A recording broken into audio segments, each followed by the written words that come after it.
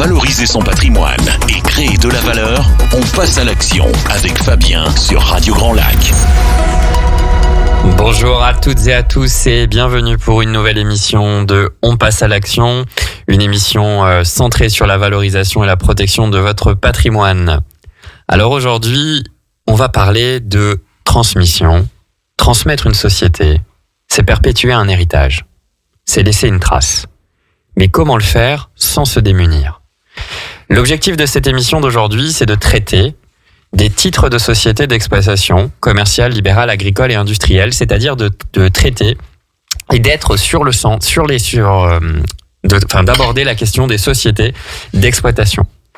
Alors, 3 points qui vont être à noter dans le dispositif dont on va parler aujourd'hui.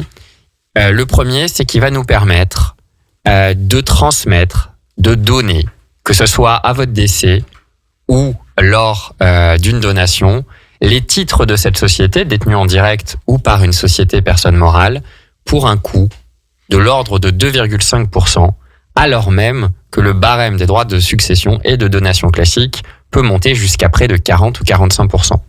Ça, c'est notre premier point.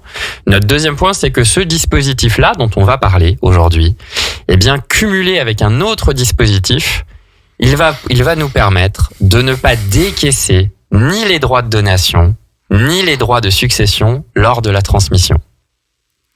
Et enfin, le dispositif dont on va parler, il va nous permettre de donner, c'est-à-dire d'une certaine manière de se dessaisir des titres de cette société, mais en même temps, en vous permettant, vous chef d'entreprise de votre société, de garder la main sur les éventuelles distributions de dividendes et ou de réduction de capital. C'est-à-dire de conserver la main sur potentiellement des sorties de cash de cette société. Alors, je fais durer un petit peu le suspense parce que c'est un petit peu la manière dont on fonctionne dans cette émission, mais on va vous parler aujourd'hui du Pacte Dutreil. Pacte Dutreil qui est l'article 787 du Code général des impôts. Et donc, dès qu'on parle de transmission, eh bien, on fait intervenir un notaire. Et comme vous le savez dans cette émission, ce qu'on aime avant tout, c'est travailler avec des experts, des partenaires de qualité. Et c'est donc pour cette raison qu'aujourd'hui, je vous présente et nous serons accompagnés de Maître Ludovic Vuillermet, notaire à Aix-les-Bains. Bonjour Ludovic. Bonjour à tous. Bonjour Radio Grand Lac. Bonjour Fabien. Content d'être de nouveau une fois sur une émission. Voilà. Eh ben écoute, en tout cas, on est très heureux de te recevoir une nouvelle fois. Alors, Ludovic, on a fait monter un petit peu la pression, on a fait monter un petit peu le suspense dans cette émission. Qu'est-ce que tu pourrais nous dire, en tout cas dans le début de cette émission, qu'est-ce que tu pourrais nous dire pour nous expliquer en quelques mots ce que c'est que le Pacte Dutreil avant qu'on rentre un petit peu plus dans le détail? Si tu devais le présenter simplement. Le Pacte Dutreil, donc qui porte le nom d'un ancien secrétaire d'État aux entreprises, Renaud Dutreil, de la période de Nicolas Sarkozy, c'est quelque chose d'assez ancien finalement et d'assez peu connu en fait. C'est un dispositif spécifique qui est trop peu utilisé finalement au niveau de l'analyse par les professionnels et notamment par les notaires, qui permet de transmettre une entreprise des parts de société et d'actions. Alors on va voir ce qu'est la notion d'entreprise, mais qui peut aussi être très intéressante pour transmettre un patrimoine immobilier, car l'immobilier peut être dans l'entreprise. Et on a aussi plus spécifiquement et localement, il y a beaucoup de gens intéressés sur des patrimoines de location meublés, de para-hôtellerie. On va en parler, voir si c'est éligible, parce que ça peut permettre de transmettre un patrimoine conséquent en étant taxé sur une base de 25% de sa valeur. Donc c'est très intéressant.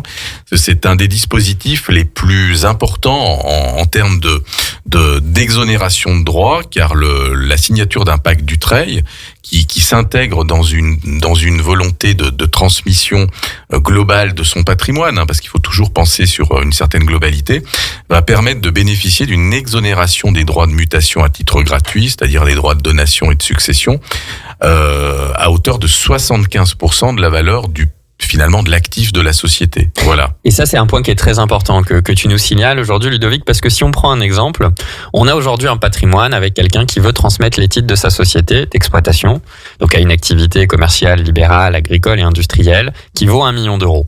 Si on prend une cote très mal taillée, dans ce que vient de nous dire Ludovic, si on le transmettait comme ça, directement, en pleine propriété, eh bien, il paierait à peu près, cote très mal taillée et grossièrement, 40% de droits de succession, enfin, droits de donation. Ça ferait à peu près 400 000 euros. Et avec le dispositif que tu nous présentes, Ludovic, sur une transmission de titres de société avec le pacte Dutreil, avec des conditions, bien entendu, on va pouvoir les transmettre sur une base de 250 000 euros. Voilà, au lieu d'1 million. Exactement. La base taxable, c'est 250 000 au lieu d'1 million. Exactement. Donc déjà, oui, c'est déjà, on a déjà exonéré les 3/4.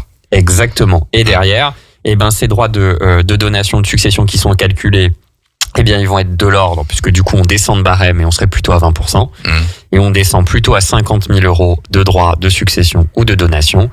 Et petite particularité du dispositif Dutreil, c'est que si vous donnez et que vous avez moins de 70 ans et que vous donnez en pleine propriété, vous avez en plus une réduction des droits de donation et de succession de 50%. Donc, ce qui nous permet de transmettre 1 million d'euros de valeur de société, non pas pour 400 000 euros, mais pour 25 000 euros. Oui, parce que le dispositif se cumule avec les dispositions fiscales, les abattements généraux de 100 000 euros par parent par enfant, etc. Donc c'est vrai qu'on peut arriver à transmettre, s'il y a dans le patrimoine une entreprise qui a une valeur et qui a aussi d'ailleurs au sein de son entreprise un actif immobilier. Parce que nous, le problème dans nos régions, c'est la valeur de l'actif immobilier qui est parole de notaire. Voilà, donc qui est tout de suite imposant parce que on est tout de suite sur des droits alors entre parents et enfants, on est sur 20%, mais c'est vrai que dès qu'on dépasse 532 000 euros, on passe à 35, 45 et voilà. Et on peut aller jusqu'à 55% de droits sur un gros patrimoine immobilier. Et si il y a une partie de l'immobilier qui est déjà dans une activité d'entreprise, là, 75% est exonéré.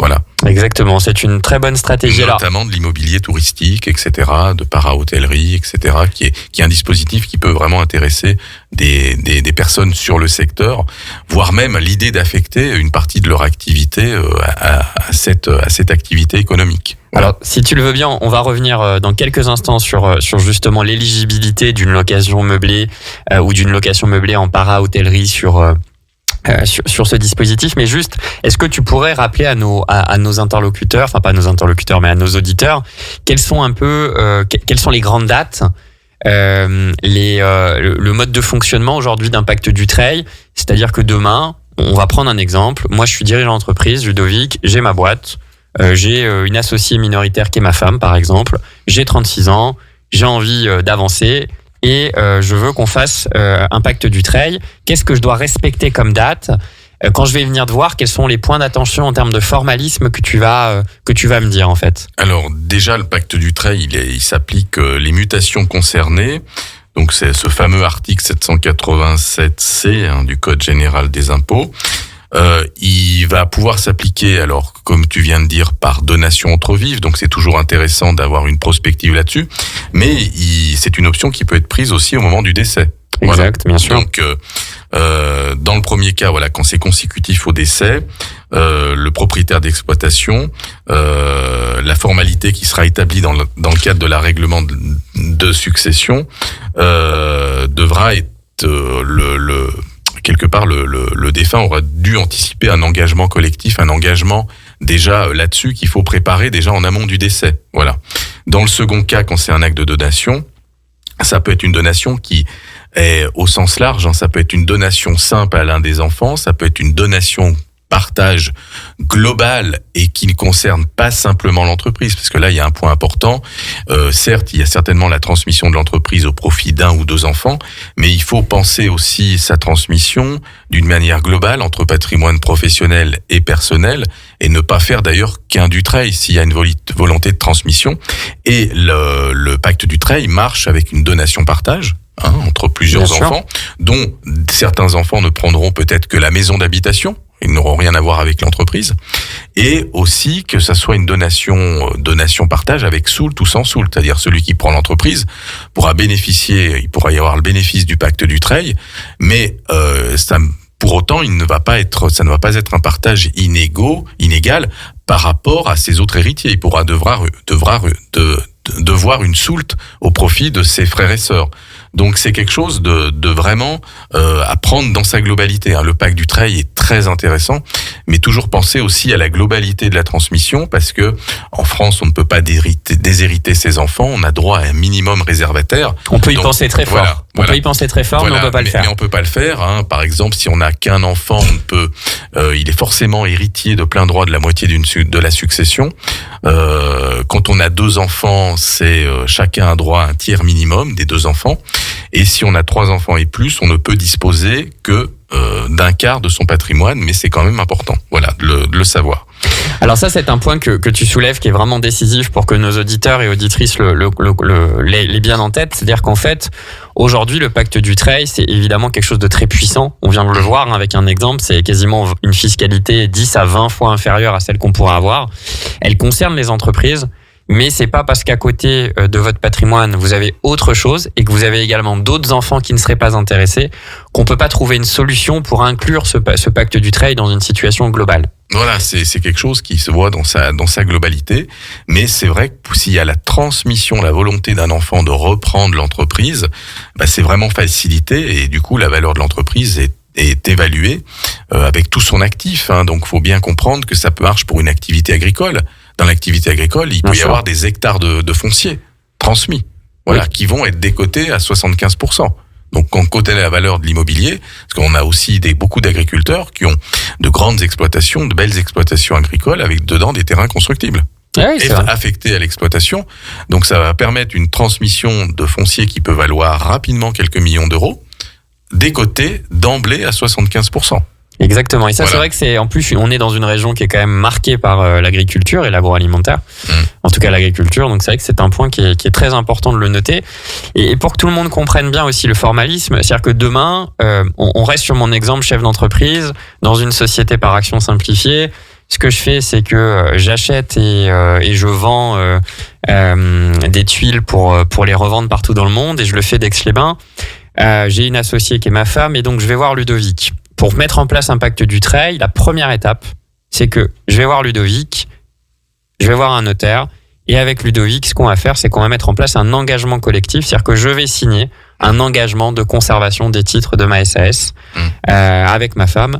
Ça, c'est la première étape. C'est la première étape qui permettra de bénéficier sans délai de durée fixe, de pouvoir rentrer dans le Dutreil, qu'on fasse après une donation ou une succession. Exactement. Voilà. Donc c'est un point vraiment à anticiper, c'est cet engagement collectif et on peut le faire du moment qu'on a été exploitant de l'entreprise. Il faut avoir 2 ans d'activité. Donc il n'y a pas besoin d'attendre beaucoup on peut créer une entreprise ou avoir déjà repris une entreprise très rentable et déjà au bout de 2 ans anticiper ou prévoir le fait qu'un jour on fasse un pacte Dutreil ou pas d'ailleurs. Finalement l'engagement collectif, voilà.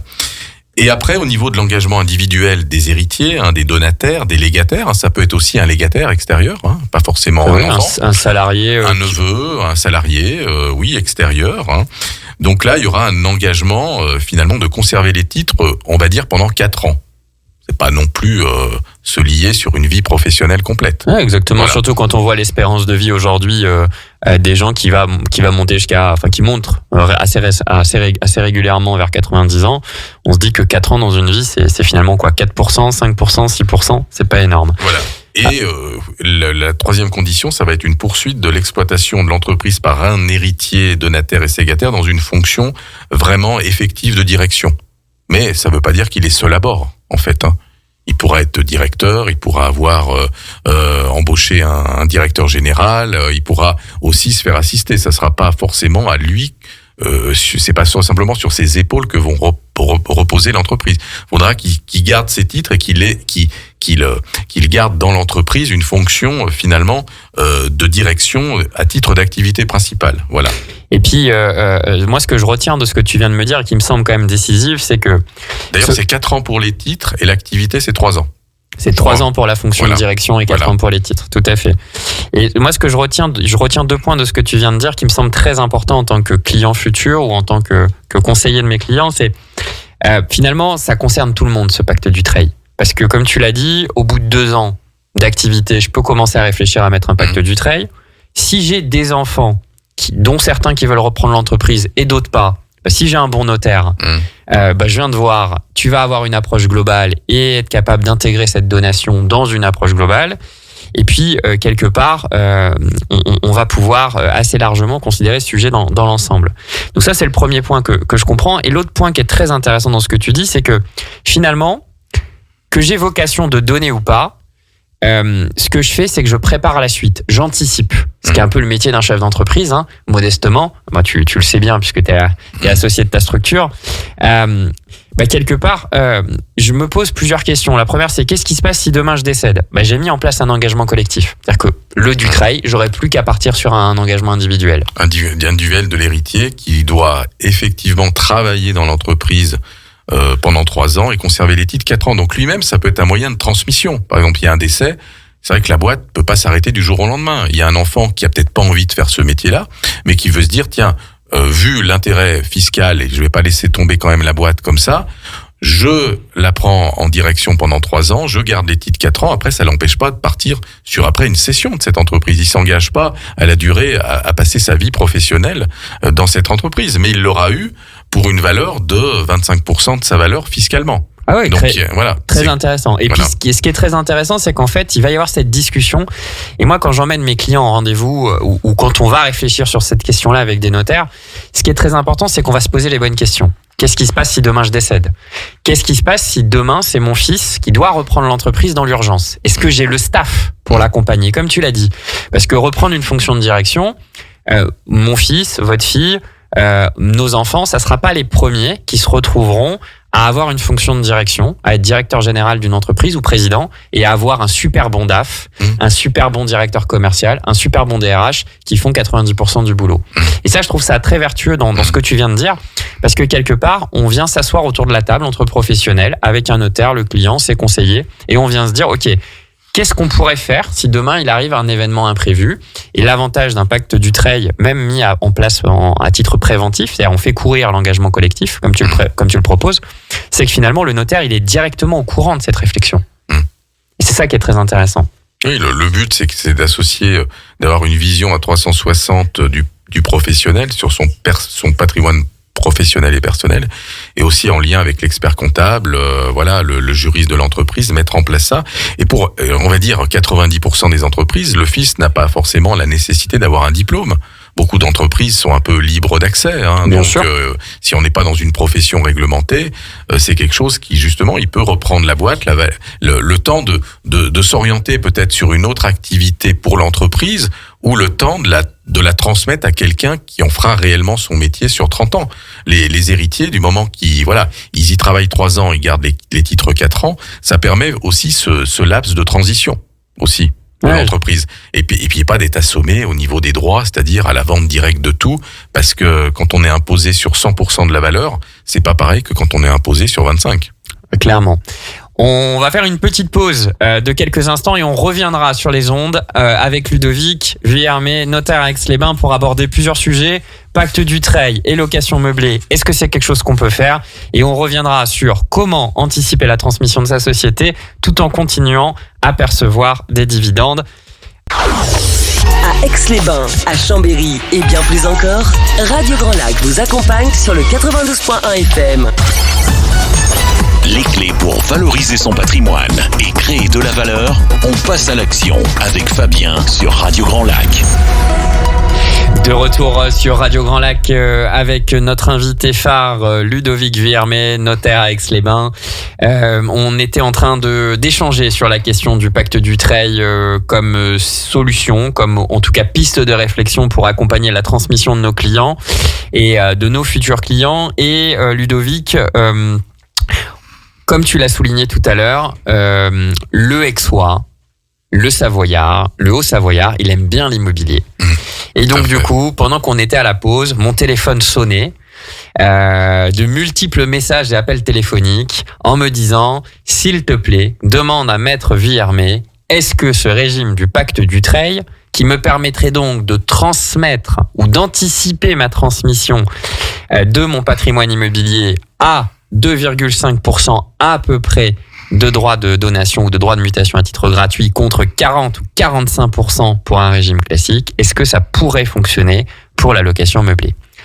Alors là, ça a été un vaste sujet fiscal, parce qu'évidemment, on a bien compris quand on lit l'article, c'est vrai que ça marche pour toutes les activités. Notre 787 B et C.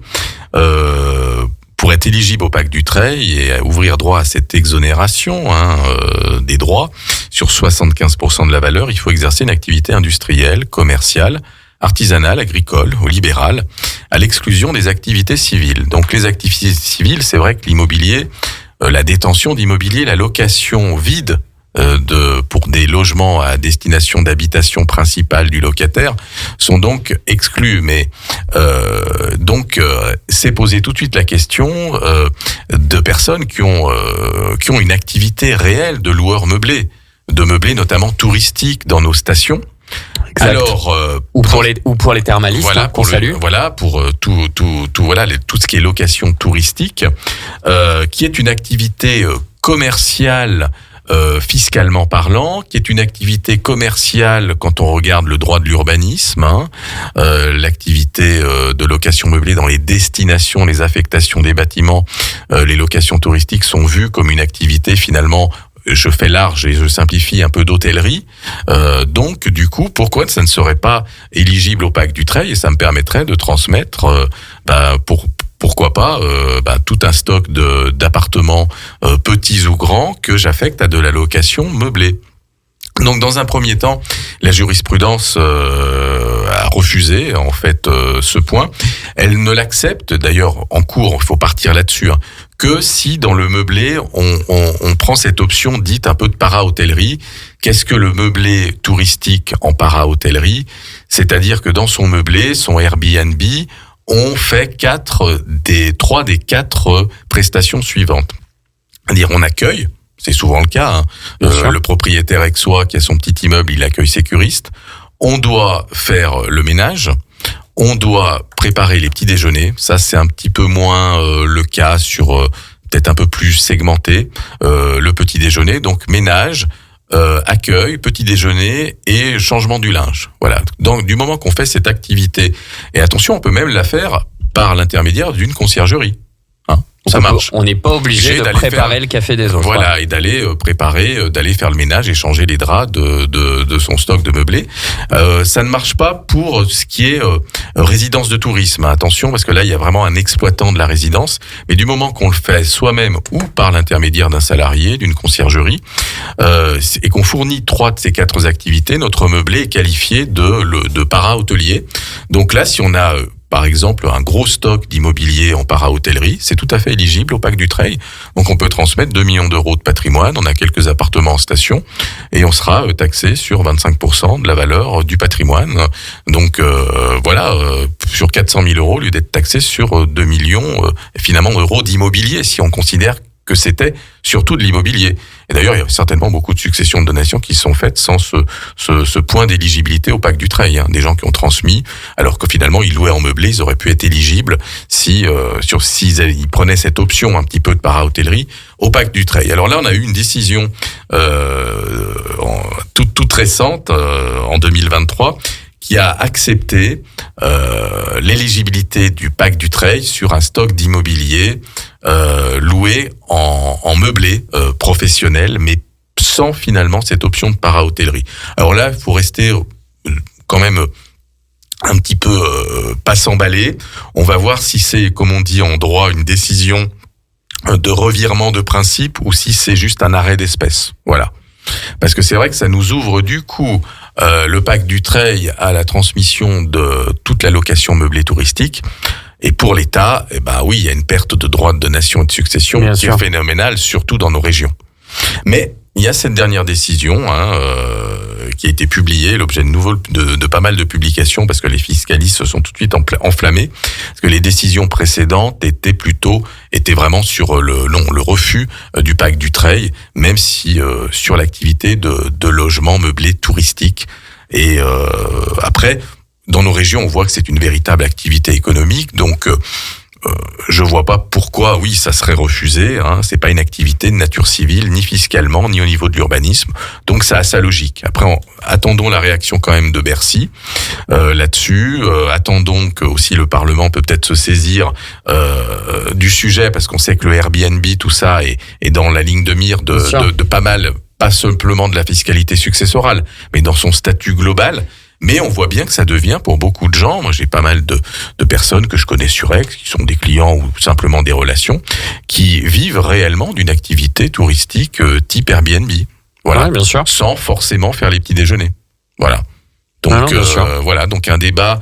Attendons, n'hésitez pas à suivre ça de près avec vos conseils, vos experts comptables qui sont aussi là-dessus, vos avocats, vos notaires respectivement, et de suivre, parce que c'est vrai que sur nos régions, pouvoir transmettre une valeur immobilière, certes affectée à de la location touristique, mais sur une base de 25% de la valeur de l'immobilier, c'est une sacrée niche fiscale, là. Ah, clairement. Mais je pense que t'as un peu tout dit ce qui était important. Donc, je pense qu'il y a 2 points à vraiment retenir de ce que tu viens de dire pour nos auditeurs. Le premier, c'est qu'effectivement, il y a peut-être un coup à faire. Il y a peut-être un coup à jouer. Il y a une réflexion à mener.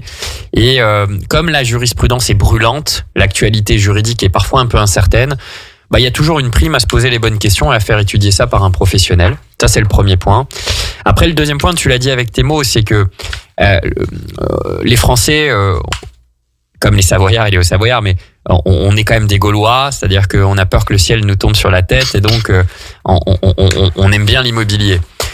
Donc, ce qu'il faudra surveiller de près, c'est qu'effectivement, si à un moment donné, on continue à avoir un déficit budgétaire, un niveau d'endettement de la France qui est aussi élevé, 3 000 milliards de dettes, et derrière des taux d'intérêt qui montent, il faudra à un moment donné, pour être capable de payer cette dette, aller chercher l'argent là où il est. Et peut-être que l'immobilier, et notamment cette niche fiscale du meublé, puisque tu viens de l'expliquer avec tes mots, reprenons mon exemple du début. J'ai un patrimoine d'1 million d'euros, j'utilise un Dutreil, le manque à gagner pour l'administration fiscale, si je tiens compte de la réduction des droits de succession et des droits de donation de 50%, parce que cette donation a eu lieu avant 70 ans, le manque à gagner pour l'administration fiscale, c'est 375 000 euros. Donc c'est pas anodin. Donc il y a effectivement une opportunité, il y a, je pense, matière à réflexion, et je pense qu'il est de bonne loi, effectivement, comme tu l'as dit, Ludovic, d'aller se poser, d'aller prendre un temps de réflexion avec ses conseils pour voir comment on pourrait, en fonction de sa situation particulière et individuelle et collective, voir quelqu'un qui fait déjà de l'accueil, du linge, du ménage, il prend l'option para-hôtellerie, et là, on est éligible, il n'y a pas de souci, et souvent beaucoup le font déjà. Voilà. Peut-être faire la petite prestation de plus qui permettra une éligibilité sans contestation. Exactement. Voilà. En tout cas, nous, on ne peut que vous recommander d'être très prudent, et en même temps de savoir utiliser les textes pour pouvoir rentrer dans ces éléments-là. Un point qui semble aussi important à mentionner ici, puisque dans le début de cette émission, on a parlé de la notion de dessaisissement. Comme dirait l'adage, une donation, normalement, c'est marqué par cette fameuse phrase « donner et retenir ne vaut », ce qui veut dire qu'il doit y avoir un certain dessaisissement. Bon. Il s'avère qu'aujourd'hui, on tenait avec Ludovic à appuyer sur au moins 2 points. Le premier, c'est que lorsqu'on rencontre des dirigeants d'entreprise, la quarantaine, l'envie d'avancer, eh bien, la question de la donation par le pacte Dutreil, ça aboutit, même si c'est sur des montants qui sont mesurés, à un décaissement de liquidité. Vous donnez une société qui vaut 10 millions d'euros, mine de rien, il va quand même falloir payer à peu près 250 000 euros de droits de donation. Ça fait un peu de bruit. Bon. Et il s'avère qu'il existe quand même un régime qui peut être utilisé. Alors évidemment, avant de vouloir le mettre en place, avant d'avancer, il convient évidemment d'aller voir son notaire, d'aller échanger avec lui. Mais il existe la stratégie et le texte du paiement différé fractionné qui vous permettrait, sous réserve, de bénéficier d'un différé de 5 ans et d'un fractionné de 10 ans sur le paiement de ces droits de donation. Ce qui voudrait dire que je donne pour les titres de ma société pour 10 millions d'euros et je ne décaisse pas au jour de l'acte les 250 000 euros de droits de donation. Je les diffère pendant 5 ans.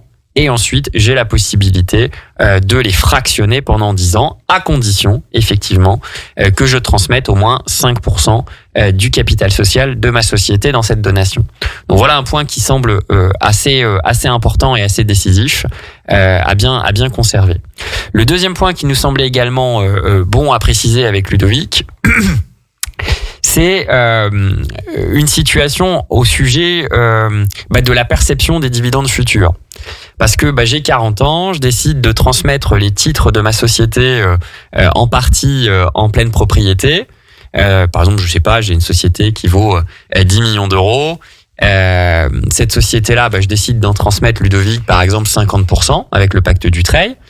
Normalement, ces titres que j'ai donnés ou que je vais donner à la fin de l'engagement collectif, par exemple, techniquement, je n'ai plus aucun droit, moi, en tant que chef d'entreprise, sur ces titres de société. Bon, rappelons-nous qu'il est possible de faire des donations avec réserve d'usufruit, qui sont également éligibles au pacte Dutreil, et qu'ensuite, il est tout à fait possible, sous certaines conditions bien entendu, de pouvoir, en tant qu'usufruitier de ces 50% de titres, de pouvoir bénéficier de distribution de dividendes futurs. Tout à fait, voilà. Alors là, on est quand même sur des niches, des sociétés à 10 millions d'euros. Sur notre bassin, il y en a quelques-unes, mais c'est pas la majeure partie.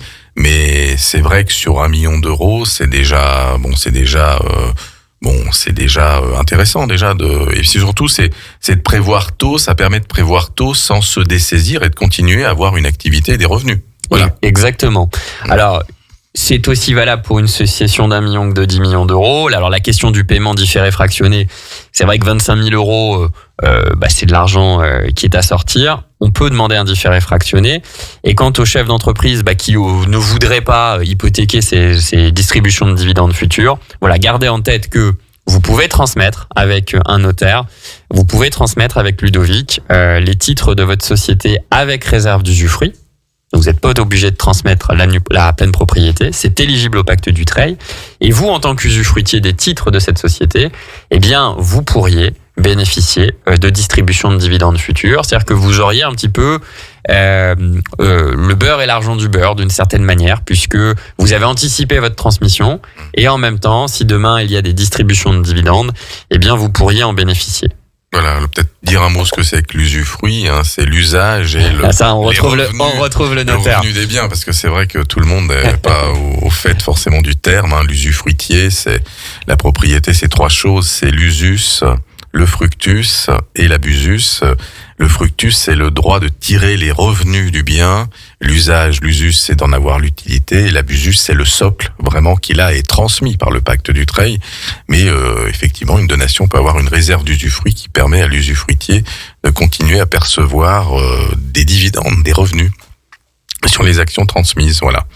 Mais là, on est sur déjà de la dentelle qu'il faut analyser d'une manière vraiment précise avec son expert comptable sur ce dont on a besoin, ce dont le donateur aura besoin. Parce que on est déjà sur des montages très alors que Fabien connaît bien parce que c'est son cœur de métier, mais qui est déjà plus segmenté, plus pointu, alors que le pacte Dutreil peut déjà s'appliquer pour tout un chacun déjà. Sur une petite entreprise agricole, commerciale, un commerce, une profession libérale, etc., un cabinet d'architecte, et pas forcément sur des 10 millions d'euros, mais voilà, sur déjà 1 million d'euros, c'est déjà significatif. Voilà. Alors exactement, et Ludovic relève un point qui est très important, c'est que lorsqu'il aborde la question de l'expert comptable, et il a totalement raison, c'est qu'en fait, lorsque vous réalisez une distribution de dividendes, légalement, l'usufruitier a le droit de prélever le poste comptable qui est le report à nouveau et le poste comptable qui est le résultat net. Et normalement, les réserves appartiennent au nu propriétaire. Donc, dans notre exemple ici, on a un jeune chef d'entreprise qui a 36 ans, qui a envie de mettre en place le pacte Dutreil parce qu'il est convaincu que sa société qui vaut aujourd'hui 1 million d'euros en vaudra peut-être 10, déjà parce qu'il a du talent, mais aussi parce qu'il est très bien entouré. Il veut pas hypothéquer ses distributions de dividendes. Donc, si on fait rien, légalement, ce chef d'entreprise aura le droit de prélever, après analyse avec son expert comptable, ses dividendes sur le poste report à nouveau et résultat net. Mais les réserves seront uniquement dédiés aux nus propriétaires, c'est-à-dire à ses enfants. Et donc avec comme tu le dis, de la dentelle, et c'est ta modestie qui parle ici, et un bon expert comptable et un bon notaire, quelqu'un qui sait rédiger les statuts comme le sait faire le Ludovic et également les notaires de Savoie, eh bien on peut se permettre de prélever des distributions de dividendes totalement affectées à l'usufruitier, même si elles proviennent des réserves. C'est le principe du quasi-usufruit qui donnera lieu, bien évidemment, à d'autres émissions et d'autres discussions. Mais comme l'a dit Ludovic, et c'est ce qu'il faut retenir de cette magnifique présentation et de cet échange, finalement, le pacte Dutreil, que l'on souhaite transmettre de l'immobilier, une exploitation agricole, une TPE qui va devenir une ETI, qu'on ait une famille nombreuse, une famille unique, enfin un enfant unique, eh bien ce pacte Dutreil, il mérite réflexion dans tous les cas, Ludovic. Tout à fait.